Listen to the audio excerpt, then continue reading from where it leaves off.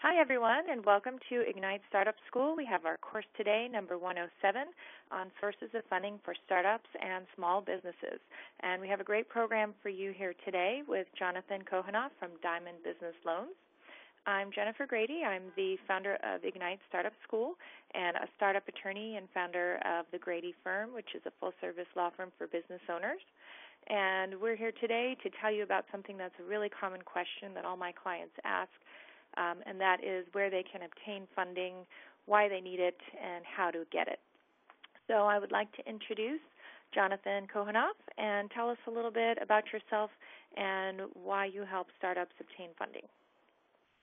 Great, Jennifer. Thank you so much. Again, my name is Jonthan Kohanoff. I'm the president of Diamond Business Loans. I have about 9 years of financial background working for both the big and small bank, giving me the opportunity to really understand all kinds of businesses and the business community and really help address the challenges they face, especially in the financing or lending arena. The reason we help startups is, there is a small niche that a lot of lenders are not too happy to work with, but now as the economies are booming, we see more and more activity in that field, and I'm really passionate about helping startups and helping them get to the next level and get them out of the startup phase. Great. And traditionally, why have lenders been not that enthusiastic about working with startups? Startups do generally present a high risk. A very small percentage of startups end up making it far, and that is potentially due to the funding and also planning.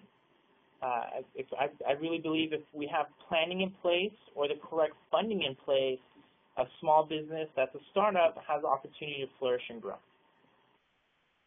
Okay, great. So you're going to tell us all about that today. And why don't you give us a little overview of what our listeners can expect to hear from you? Great. In today's program, we're going to cover the following, and we're going to get a little bit more in depth. Why businesses need sources of funding. We're also going to talk about how to determine which is the most relevant type of funding for your business, the needs and pros and cons of each of those. Which financial vehicle or vehicles are available and how to navigate the application process. We're going to talk about a few success stories from business owners that were able to obtain funding tailored to their needs. And we're going to talk about how to obtain funding from angel investors and venture capitalists. And we're going to go through a Q&A session at the end. So it sounds like today at the end of the session, the people who are listening can go out and figure out what it is they're going to need and how they can get it, right? Exactly. Okay, great. So let's start with one thing that people don't understand, and that is why they may need funding. Tell us a little bit about that. So business takes capital, and capital comes in a few different forms which business owners are open to or have not really explored, being that they're new to it or they, depending on their background. First and foremost is just startup costs. Startup costs could include everything from a build-out to space, renting a space, legal fees, licensing fees, formation, actual different soft costs that go into the startup cost of a business. Second goes into the. Jonthan, just quickly, how much funding a small business will need? Let's talk about maybe a service business. That could be a law firm, an accountant, online marketing. How much do those businesses really need to start out? Every business should be prepared for almost 6 months of incidentals, including which is really the startup phase of a business. Our office recommends anywhere from $10,000 and up. And for a service business, people might think that the costs are low, but if you take into account things like insurance, the renting their space if they have to, phone line, internet, the people charge a lot for internet services, including the building of a website, the marketing, advertising budget. Having more cushion is never an issue. So we always like to. So they also need professional services, accountants, lawyers, they have filing fees with the Secretary of State. So there's all sorts of costs that maybe the typical business person might not anticipate. Plus, you also need to have living expenses because you're not going to be pulling in an income for maybe up to a year, even 2 years. This is absolutely true. Right. Absolutely true. So those are the startup costs. But in your startup costs could be the following issue of equipment. Equipment could have its own financing vehicle, or you could be using the startup funds to purchase equipment. And equipment could be something as mundane as a truck, or even things for your service. So, for instance, in the construction business, you have all types of construction equipment. For a restaurant, you have all types of restaurant equipment. You have things like computers, servers, phones, your desk, chair. All these are equipment, and sometimes some of the most mundane items are not considered equipment, but in the business arena, they should be considered as equipment. What about professionals such as doctors and dentists? They have plenty of equipment they need. Absolutely. X-ray, the chairs, the drill bits for a dentist, the lighting, the equipment and the items that get categorized as equipment is really endless. Also, one item that people don't consider being equipment is the software. Software that you need to run your business for some professional service firms or service industries, the customized software, that it could also be considered as equipment. Okay, so tell us a little bit more about inventory. Inventory, depending on the business, this is very important. If you have a product-based business, meaning it could be something in the clothing arena, retail sales usually has a lot of inventory. If you're in the wholesale where you have your products going to your customers, for instance, one of our clients, they have a cell phone store, and all the inventory, such as all the different accessories, the cell phones, all those inventories could have its own separate financing vehicle. Okay, great. Cash flow. Cash flow is so important. You may need to hire someone. You may need an assistant. You may want to put someone out into the field. These normal operating expenses are considered cash flow, and having funding to support these needs is very important. So you're going to always want to be able to make sure you can make your payroll, and that's one of the areas where that causes business owners the most stress and sleepless nights, and that's just wondering, and a lot of times they don't pay themselves so that they can pay their employees, and so that's why it's really important to make sure you're getting paid on all of your invoices and keeping that cash flow going. Definitely. It's very important, and you don't want to run into any legal issues by not paying your staffing. Exactly. Next stop there is the real estate. Real estate sometimes could be for a more advanced business, but some startups are eligible to enter commercial real estate with their business idea. That funding will help you make more money, and sometimes it's that process of supply and demand. If you have the supply and you're able to meet the demand, you're able to make more money. So common point when people need to actually get more funding, I mean, there's obviously at the beginning, and then there's when you do see some success and you have a lot of purchase orders, but you can't fulfill them because you need the capital to order a certain minimum amount. And so that's often a point in time in a business where owners are going to seek more funding so that they can actually fulfill those orders and they don't have to stop when they have that great demand. Absolutely. Absolutely. And sometimes part of that also includes you're going to get paid in the future, which we're going to talk about in a few of the products today. So the different kinds of business loans and why and how they work. There's going to be a general overview of each of these items, and we're going to talk a little bit about each one as we go through the presentation. First, we have our unsecured business loan. This is our most typical type of funding. Unsecured business loans are usually based off the revenue of a business, or they're based off the creditworthiness of a borrower starting a business. Business loan is a structured term debt, meaning your monthly payments are fixed for a certain amount of time.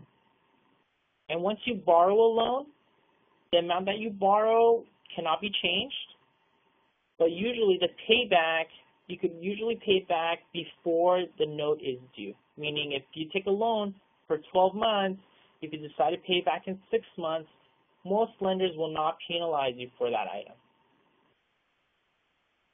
Let me ask you that. I have a question. So is this based on the owner's personal credit score? Yes, and if they have a business that's already generating some revenue, that will also be taken into account.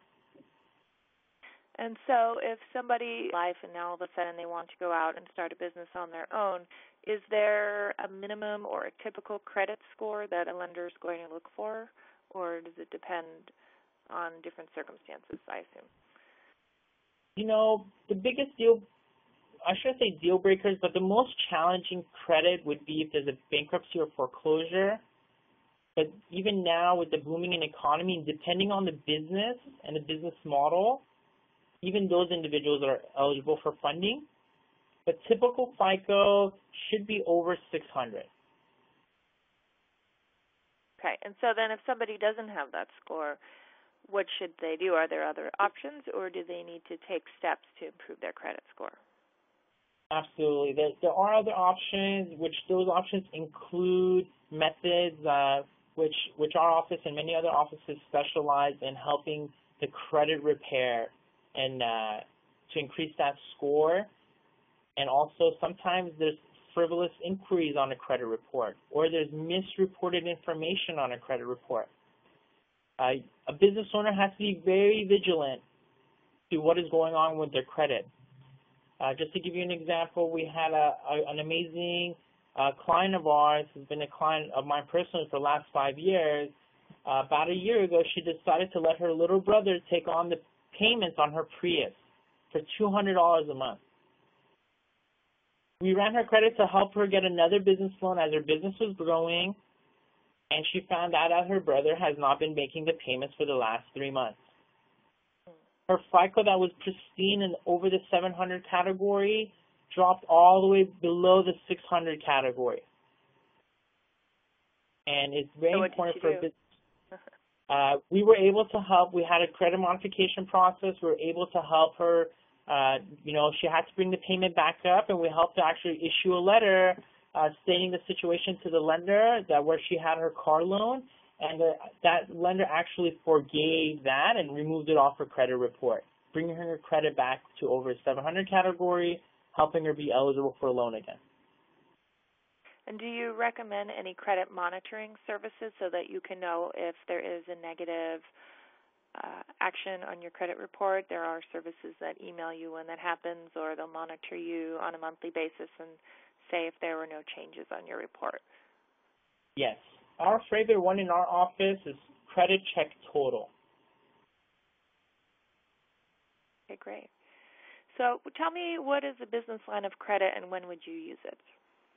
Absolutely. Business line of credit is a revolving line of credit. What does that mean? That means you get issued a certain dollar amount to use. You only pay interest on what you decide to use.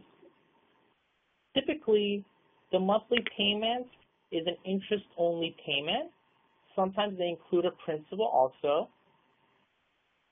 And this is a short-term revolving debt, meaning this should be strictly used for either the cash flow purposes or payroll purposes, or for something that you're going to return the funds back in less than 12 months. Which is very important to understand. Many institutions will apply a clause. And what does the clause say? the clause will say, if we give you this line of credit, there must be at least 30 to 60 days where you are out of debt. And what does that mean? That means for 30 or 60 days, there must be zero balance on the line of credit. And why do they want to do that? They just want to make sure that the money that you took out is correctly categorized on the line of credit and is not being mistaken for a business loan.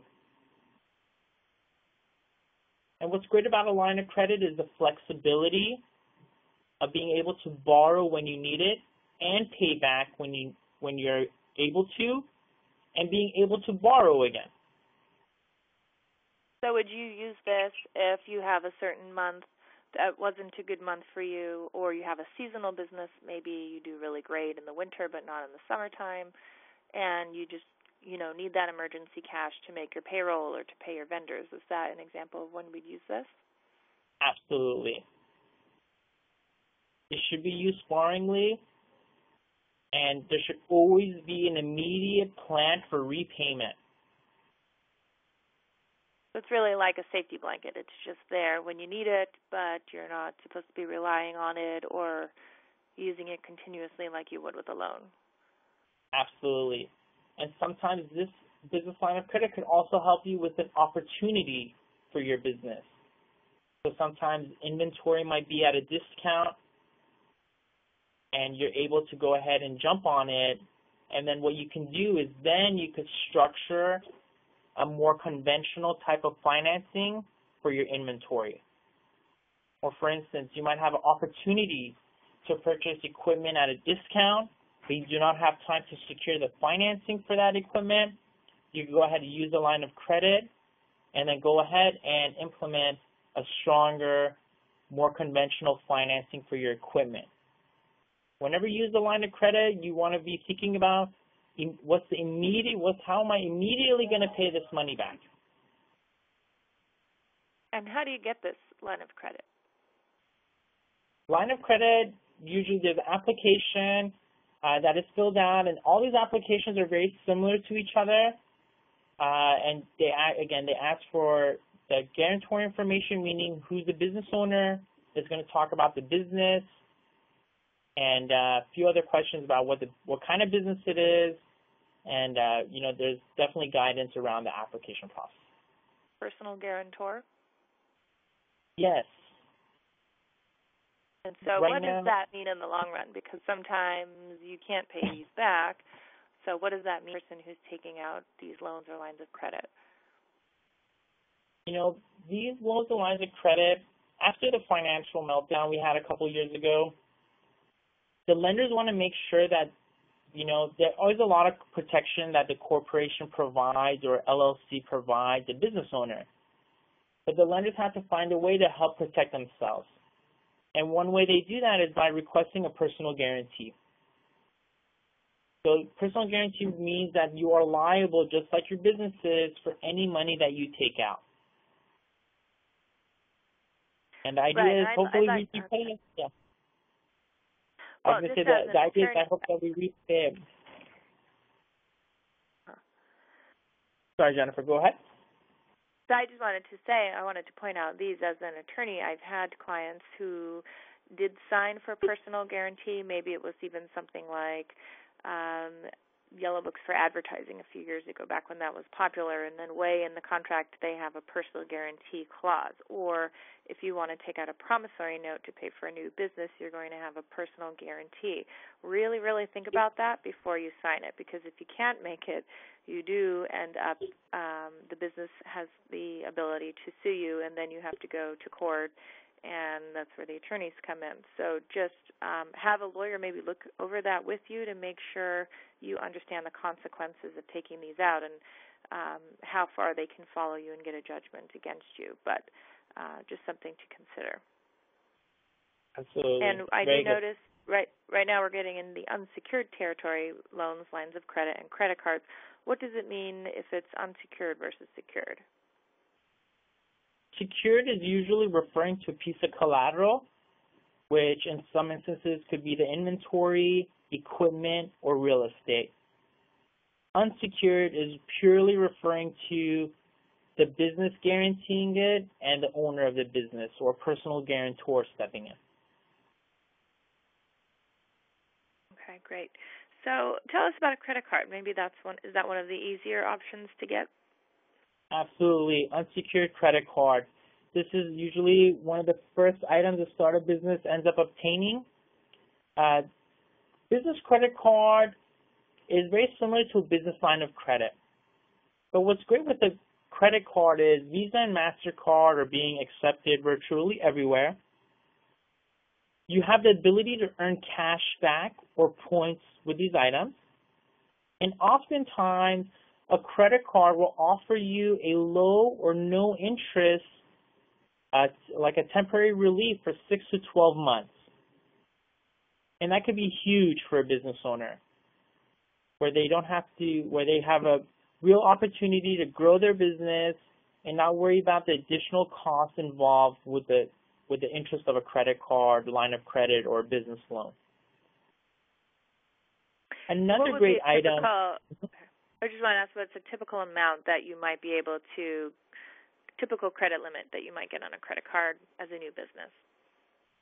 You know, sometimes going to a local bank, we've seen the approvals anywhere from $2,000 to $10,000. We've had some specialized lenders that have been approving all the way up to $100,000. Wow, okay. Another great reason to use a credit card, which your CPA or an accountant are going to love you for, is you're going to be able to categorize your expenses. So, for instance, you're still living your personal life and you still have your new business going on.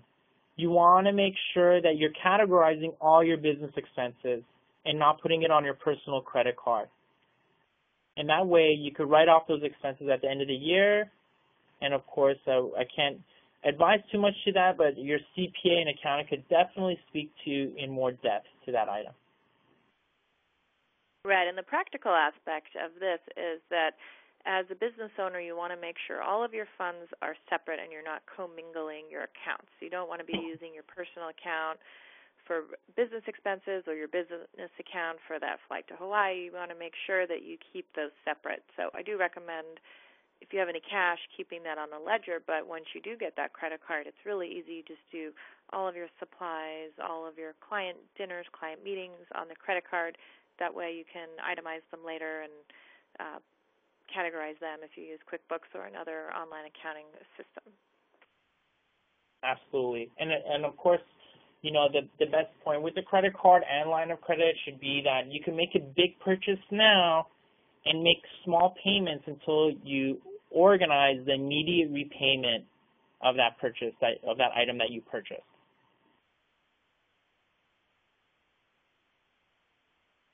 So tell us about the last one, accounts receivables, factoring, and contracts. Great. A really popular type of financing lately for businesses has been this item number 4. Accounts receivables, sometimes known as AR or AR financing, is also interchangeable with factoring. And then there's contracts. So many times a business owner will sell something and the person they sell it to will want to pay them back in the future. This is really popular amongst wholesalers, distributors, and manufacturers. What will happen is you'll sell, a great example is clothing, like clothing wholesaler. They will sell a whole bunch of merchandise to a retail store. And that store is waiting to sell those items of clothing. Many times they'll set up an agreement where they will get paid back in 30 days, 60 days, 90 days, or 120 days. So anywhere from 1 to 4 months. And what happens in that process is the lender will say, hey, it looks like you sold, let's use a small number, $10,000 worth of merchandise. And it looks like you're going to get paid in 30 days. But right now, you are missing $10,000 worth of merchandise. So with AR financing, a lender will step in and give you a high percentage of your contract. So you have a contract that you're going to get paid in 30 days, your $10,000. the lender will say something to you, hey, we'll give you $9,700. We'll purchase that contract from your business. And why would you do that? Now you have $9,700 to go ahead and replenish your inventory or go ahead and create more supply to meet your demand. And this is huge, especially now where there's a lot of businesses that don't have the capital to provide upfront. They usually ask for a repayment plan or to be put on their accounts receivables or factoring contracts, which vary, again, from 30 to 120 days or, again, 1 to 4 months. Okay, great. So tell us a little bit more. We have a few more loans here to talk about, equipment loans, SBA loans. Tell us a little bit more about those. Absolutely. Equipment loans. This is a real popular product, and a lot of business owners don't realize what they're buying could be categorized as equipment. We had a great example. We had someone wanting to open a restaurant here. They requested $100,000. And, you know, before we started getting in depth with them, we said, well, what is this money going to be used for? He says, $50,000 of it I'm going to buy an oven and the kitchen prep station. We said, wow. So instead of giving them $100,000 just so they could spend $50,000 on that equipment, we helped them obtain an equipment loan for $50,000 so they could buy their pizza oven and their kitchen prep table, and we're able to obtain that additional $50 to $75,000 now for their working capital, their business plan, their cash flow, all that emergency contingent money that they were looking at having. So sometimes the equipment loan can help you secure more funds. And lenders love equipment. Why is that? Because it's a secured loan. And secure with the collateral is very important to a lender. Because in their mind, if something goes wrong, they could go ahead and take that equipment and sell it again. Or they could go ahead and obtain that equipment and hold it as part of their inventory and either resell it or even count it as a loss for their own business.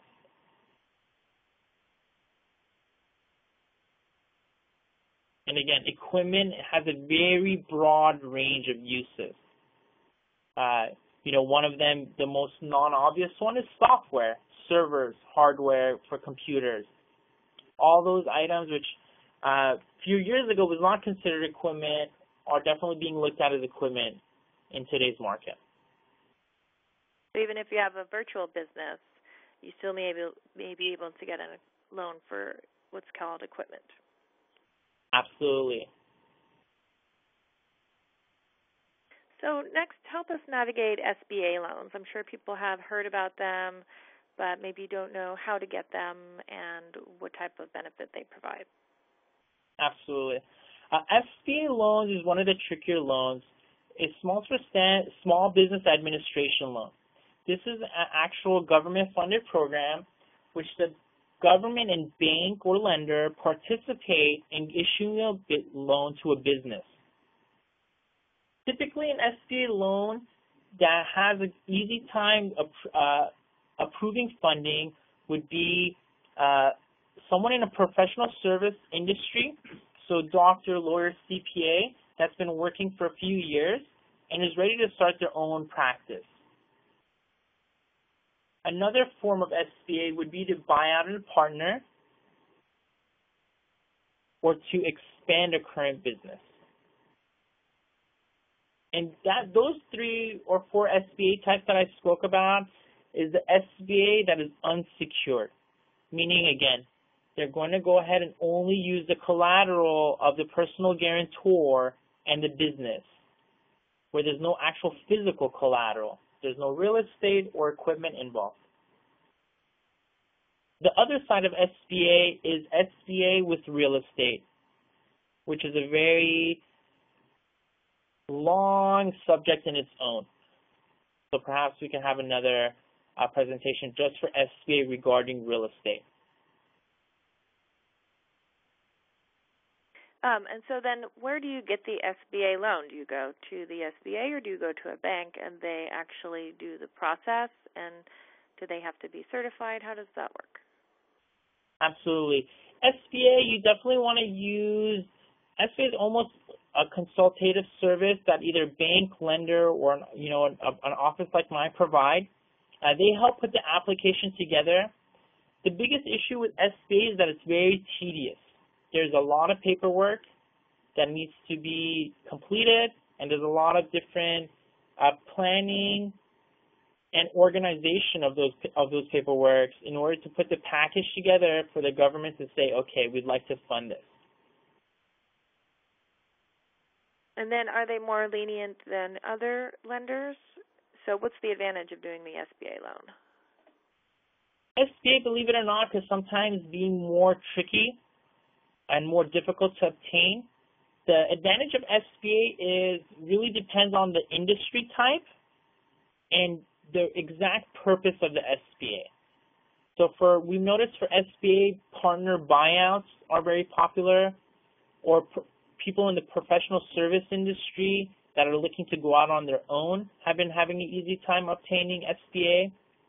But unfortunately, the SBA, as it should be, where a new startup business should have a plan and apply for SBA, we've noticed that they have difficulty obtaining financing if their industry is not in one of the top industries that the SBA is looking for. Okay, so is that an analysis that would happen before the person chooses which loan, whether to go with SBA or private lender? Absolutely.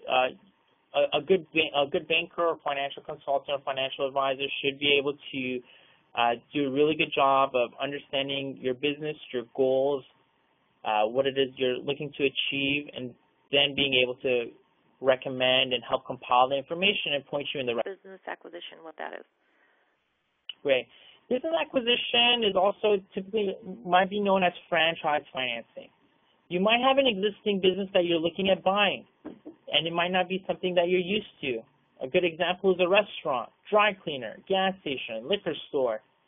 Any existing business that you might find that is already generating income that could be proven. How is it proven? With either filed tax returns, bank statements, and profit and loss statements. Those items are a little bit easier to finance because they're already generating income, but they do require a down payment, typically up to 30%.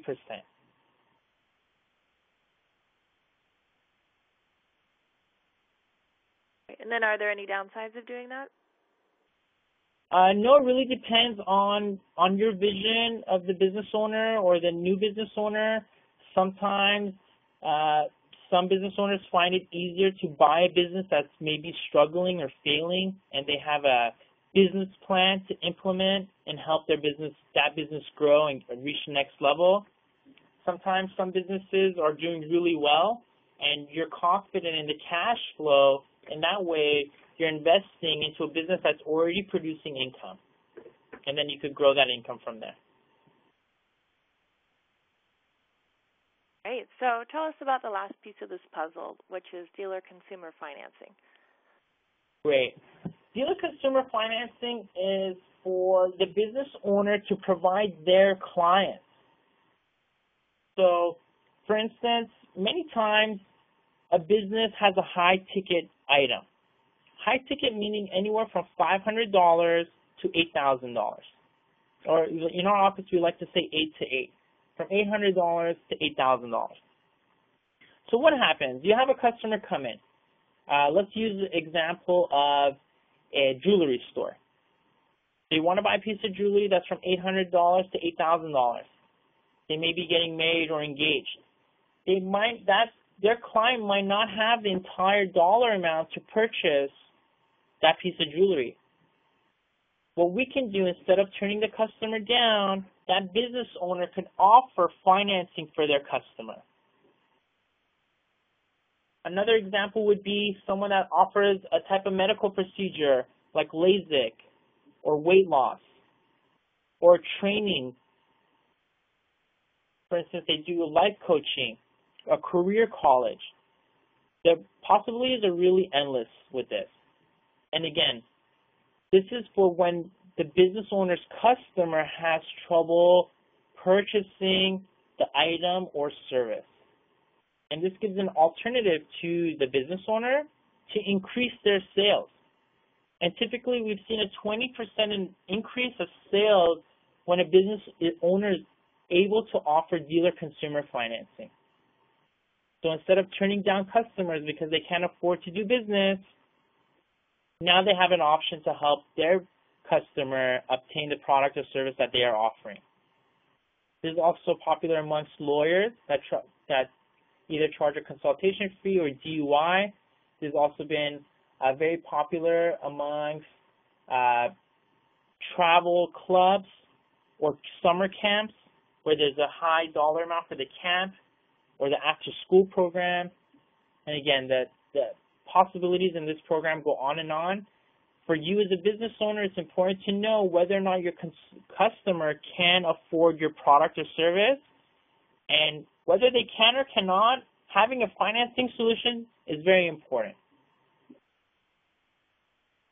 Right, great. So that definitely helps people target a market where there's people that want their product, but they just can't afford it.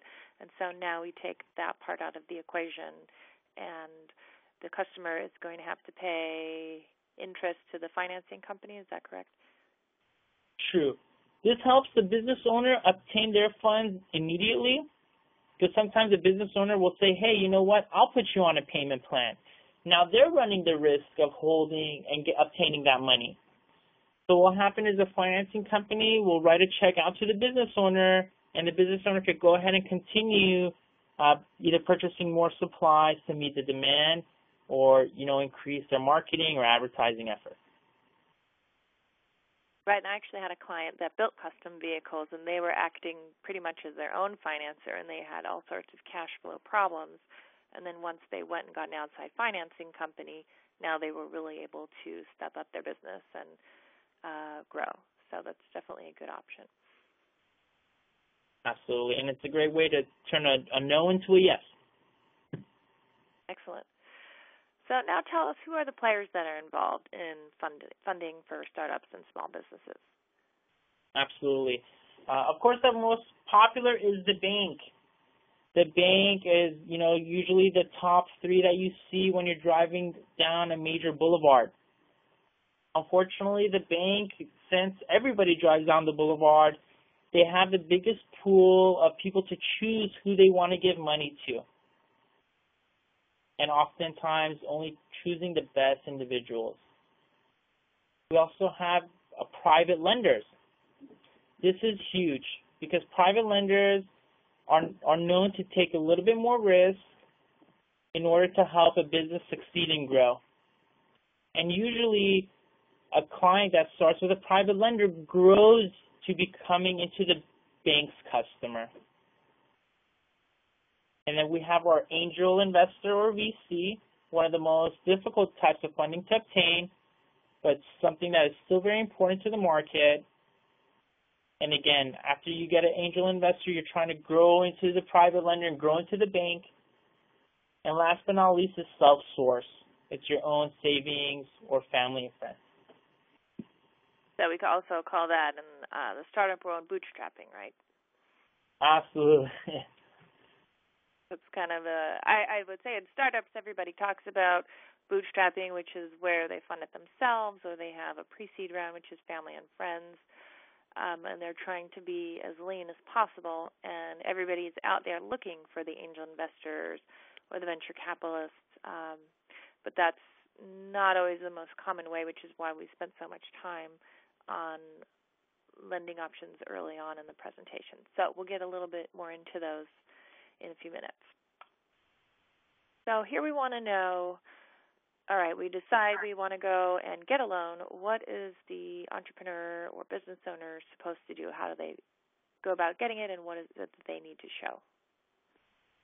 Great.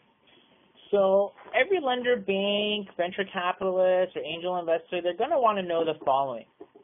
What is the business industry, or what is the type of business? And oftentimes you'd be surprised, a business owner sometimes doesn't know how to categorize their industry. And this is very important to funding, that they're able to articulate exactly what industry they're in or exactly what is their type of business. Next item is the business owner, the personal guarantee. This is very important to anybody that wants to give the funds out, because everybody knows a business is just a business, but without an owner or someone that runs it, the business is virtually non-existent. Another important item is the business plan or purpose of funds. Oftentimes we see people want some money, but they don't know how they're going to use it, or they're all over the place. This scares a lender. This scares a bank. This will even scare your angel investor or venture capitalist. They want to know exactly how the money is going to be used, the different items, the different time frame, when you're expecting to get the money back. The business plan is very important to a business. And sometimes they'll look if there's collateral available, and that could be the form of equipment or real estate. After that, depending on how far the business is moving, for more traditional types of financing, we move into the revenue. Is the business actually making money? Or what are they selling? What is their gross compared to their net? So what is their profit margin? They're going to want to know the customer list or vendor list. So for instance, for accounts receivable, the vendor list is very important. Sometimes someone scores a huge contract with Walmart or Sears or some other really big company. That will help push the process along a lot smoother. And the customer list is also important. If you have a dentist office with 10 patients or a dentist office with 1,000 patients. And the ETC refers to things like how are they actually doing their taxes, so the actual tax return. What is going into there? How are they running their expenses? Does the business owner have a lot of travel and entertainment, leisure, fun stuff? Or are they putting everything into their inventory? We go into a little bit more detail when we're looking into tax returns and actual revenue of a business. So, Jonthan, who do you need on your team to help you fill all of this paperwork out and to present the best foot forward? Most offices, including our office, we make this process very simple. We either have a one-page application or we do something over the phone, as do most outlets out there. And we really try to get the opportunity to our clients to move the business forward. And then do they also need a CPA or a financial planner or a business coach to help with the tax side and the business plan, putting all of that together? For the business plan, we do recommend a plan writer, which is very important. They can help articulate what the business owner is trying to do. A CPA is very important for the actual categorization of the expenses and how they're going to write their financials. They can also help with the accounts receivable, payroll, and the actual numbers and figures that need to go into the business plan. And the attorney is very important because they're going to help with the actual review and, how the paperwork should look and if it's correct and that all the information being represented on the application is correct. Excellent. And what's the average turnaround time for one of these applications? For the startup field, we've seen that application could be pre-approved as little as 3 days, and funding could be obtained as little as 3 weeks. Great. So if you do know you're going to need funding, it's better not to call that day and say, I need this funding tomorrow, right? You always want to usually ask for money when you don't need it. So that way that financing could be organized. Okay, great. So now we've talked about the how, the why, and the who. Let's talk about a few success stories so that people can see what type of options are available and, maybe some things to look forward to. Great. We were able to fund a startup business for a sober home for the dollar amount of $120,000. And this individual had a really great business plan. They already had a piece of real estate, and what they did, they converted it into sober living, into a sober home. The money was used to redo each of the rooms and to increase advertising and marketing. And that was a really great example of how an individual starting a brand new business with a really effective plan was able to obtain a large dollar amount of funding. Startup clothing store, they were able to obtain a $50,000 credit card. They already had a location. They came to us a little bit later in the game, but then they ran out of money for inventory. So they spent all this money into the build out and making the store look really fabulous. But they wanted to just buy some clothes so that they could sell. We were able to obtain them a $50,000 credit card. Startup landscaping equipment at 75% loan to value. What does that mean? Many times a lender, when they want to loan you money on equipment or real estate, they want a percentage down. LTV stands for loan to value. So what is the loan dollar amount compared to the value of the item? So a great example would be a truck that costs about, let's just use easy numbers, $10,000. The lender might want to see anywhere from $2,000 to $3,000 down, and they'll go ahead and finance the rest. So it's like buying a car. Absolutely. And business acquisition of cleaners. This was someone that wanted to buy an existing cleaner that wasn't doing so well, but it did have some cash flow, and we were able to obtain them financing for $205,000. Convenience store remodel, and this is maybe perhaps you've been in business for a little bit, or you end up leasing an existing business and you want to spruce it up and increase that bottom line and help gain some revenue and gain some income. We're able to obtain them a $49,000 structured term loan. So tell me, what is the minimum amount that you've been able to finance, and what's the maximum you've seen? You know, usually $10,000 is the minimum that lenders want to work with. This is on the unsecured side, meaning no real estate involved or collateral. And on the high side, it would be, close to $1 million. On the secured side, with equipment, the most is typically $250,000. So that could be like a really huge crane or a really big dump truck, something very expensive on the equipment side. And on the real estate side, we deal with up to $10 million. But that number, of course, on the real estate side could be really enormous. So if somebody needs just $5,000 to get started, probably the best option for them would be a credit card, right? Great. Yeah. Okay, great. And sometimes business owners might think they need a little bit, but if they're approved for a little bit more, they should really analyze their business plan, because they need to really take into consideration whether or not they're planning for all the different costs and expenses that they're going to face in the upcoming months and years. Right. So in that case, you definitely want to speak with a mentor or a coach or an attorney, somebody who's been working with businesses for a while and can really help you look out for those unforeseen expenses and really kind of make a plan and think of what your business is going to look like instead of just starting without any direction. That's right. Okay, so now let's talk about one of the more popular parts of the startup world. Everybody these days is looking for an angel investor or venture capitalist, but they may not really know what that means and what that entails and how you can actually get that type of money. So let's talk a little bit about that. Absolutely. Angel investors and VCs are one of the most difficult funds to obtain, and here's why.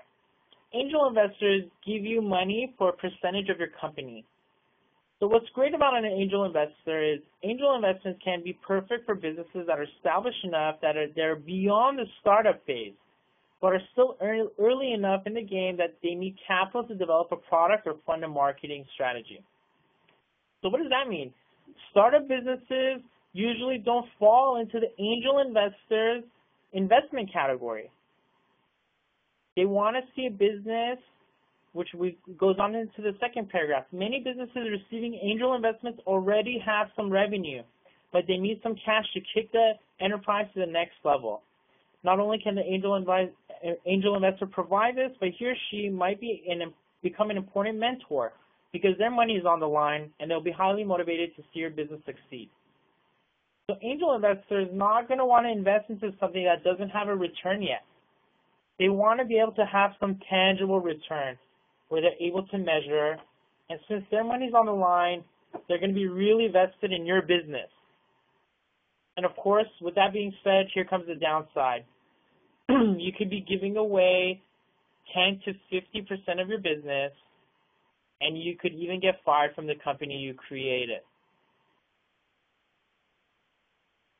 And this is really important. I have a lot of people come to me that say, I can't do this part of the business. I don't want to deal with it. This person says that they can do it for me, but they're asking for 60% of the company. So in those cases, you really, really need to think about whether you want to be in business with this person. And there's a lot of questions we can help you ask before making that type of deal. But you need to make sure you have the same values and you're on the same page.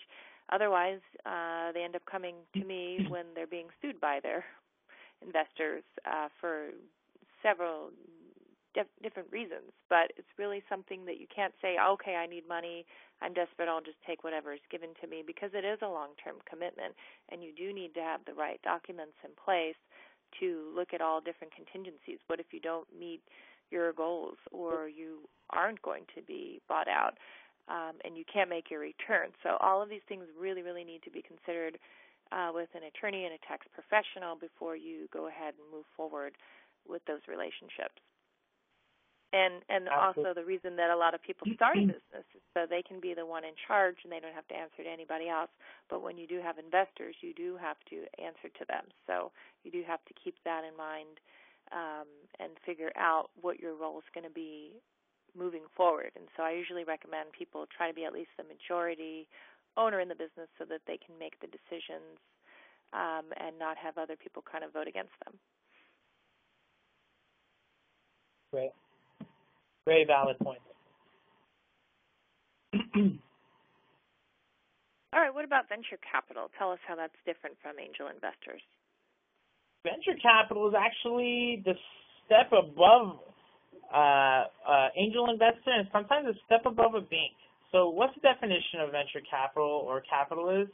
Is funds flowing into the company generally during a pre-IPO process. This is before a company goes public, and it comes in the form of an investment rather than a loan. This is going to be controlled by an individual or small group known as venture capitalists. These investments require a high rate of return and are secured by a substantial ownership position in the business. So venture capitalists, I like to call a vicious capitalist. They're really looking for that next big business idea, and they want to take a lot of control in the company. So what are venture capitalists looking for? Rapid and steady sales growth, a new technology or dominant position in an emerging market, a great management team, the potential for being acquired by a larger company or taken public in a stock offering. Sometimes people talk about VCs and they have no idea that a VC is for, a great company that they might already know exists. Those are companies that are eligible for VCs. And that company either needs to go public or grow in their own fashion. A VC comes in, really steps in that process. Right. So you'll notice if any of you ever watch Shark Tank, when they look at the businesses, they don't perk up until they see that they already have substantial numbers of sales and they're already out there in the market.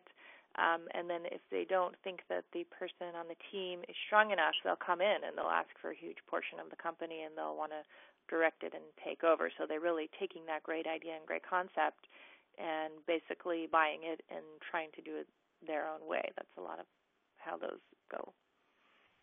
Absolutely. And so then what are some of the downsides of venture capital? It's very similar to the angel investor. You lose a lot of control of the company. Sometimes they want to change the management team. Sometimes you end up becoming an employee, and sometimes you end up becoming fired. Because if you make a mistake and you have a majority share being owned by the venture capitalist, and you're the business owner, or you thought you were the business owner, now you're taken out.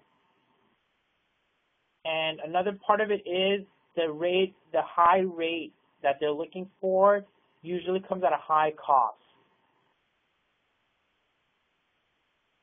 Okay, and so are there any benefits to venture capital? Absolutely. The benefit is if your business is booming and you really need the help to get to the next level with a large investment, venture capitalists, again, usually they want to start at $250,000 or more, or even more than that, $500,000 or more. Venture capitalists, it's something good to keep in mind when your business is at a really strong growth phase, you have rapid sales, or you have a piece of technology or a really strong stance in the market. You need to keep in mind venture capitalists may be your next best bet to help you really break into another level that, your business you never thought you would be. But this is not a typical financing vehicle by any means. Okay, so just keep that in mind. A lot of people are kind of looking for maybe some sort of savior to help their business, but when you're in the early stages, that's not yet the appropriate place for this to occur. Correct. So who are these seasoned angels? Yeah. Who are they? Angels are usually other entrepreneurs or other successful business professionals with substantial income and capital. That means they're making a lot of money every day, or they have a huge savings. They've already been successful at running their own business and other businesses, and they want to participate in another venture or another project.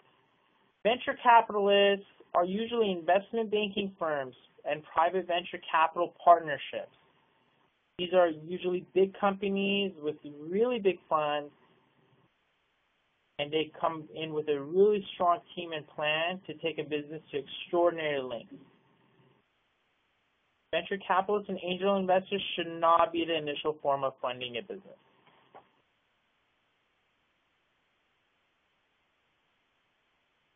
Great. So we've been asking questions throughout the program, so I'd like to conclude now. So Jonthan, if people out there who are listening do have any challenges or there was anything in the presentation that they feel is the right choice for them, what's the next step? Okay, we'd be happy to be that consultation service for them and help them get the financing they need.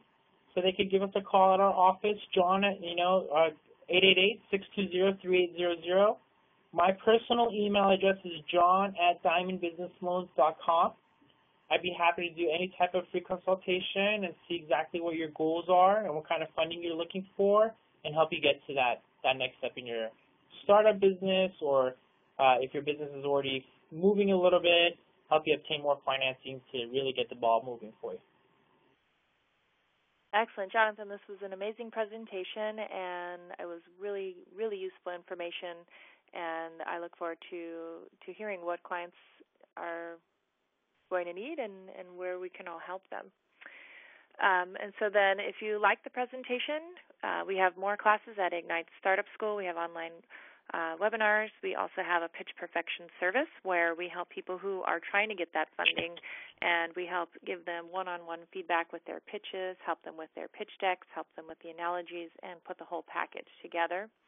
And then the legal services we provide are helping you do the entity formation, drafting the contracts. If you do have any loan or shareholder agreements, we help work with those and help guide our clients throughout the process from start to finish.